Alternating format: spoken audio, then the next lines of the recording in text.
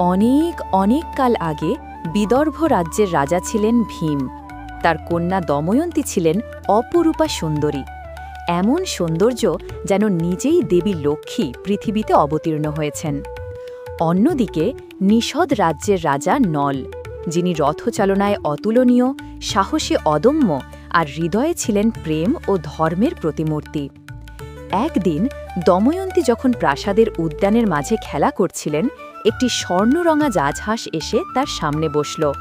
কিন্তু সে কোনো সাধারণ হাঁস নয়, সে ছিল দেবতাদের দূত। রাজহাঁসটি বলল, দময়ন্তী, আমি রাজা নলের কাছ থেকে এসেছি। তিনি তোমার সৌন্দর্যে মুগ্ধ, তোমার জন্যই ব্যাকুল। তুমি যদি তাকে তোমার হৃদয় দাও, তবে স্বর্গ ও পৃথিবী এক হয়ে যাবে। দময়ন্তীর মনে নলের নামের ধ্বনি বাজতে লাগল। তার বুকের ভিতর এক অজানা প্রেম জেগে উঠল।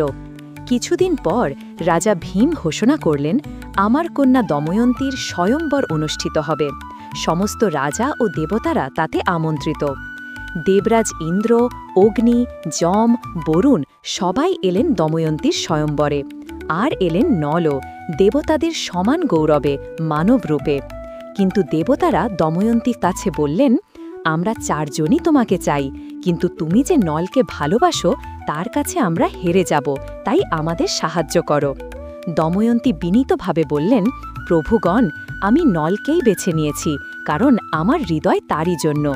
দেবতাদের আমি প্রণাম জানাই, কিন্তু হৃদয় তো কারো আদেশ মানে না। দেবতারা হাসলেন আর আশীর্বাদ করলেন, যেন তোমাদের প্রেম চিরজীবী হয়।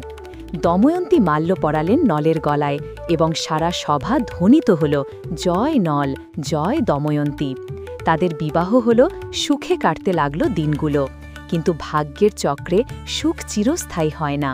একদিন কালী নামে এক অসুর তাদের দেখে ক্রুদ্ধ হল। সে নলের সৌভাগ্য নষ্ট করতে চাইল। সে নলের মনে দ্বন্দ্ব জাগিয়ে দিল, জুয়ারের নেশায় ডুবিয়ে দিল রাজাকে। নল তার রাজ্য, ধন সব কিছু হারালেন। অবশেষে দময়ন্তীকে নিয়ে তিনি বেরিয়ে পড়লেন বনে, নির্জন, নিরুপায়, নিঃস্ব অবস্থায়।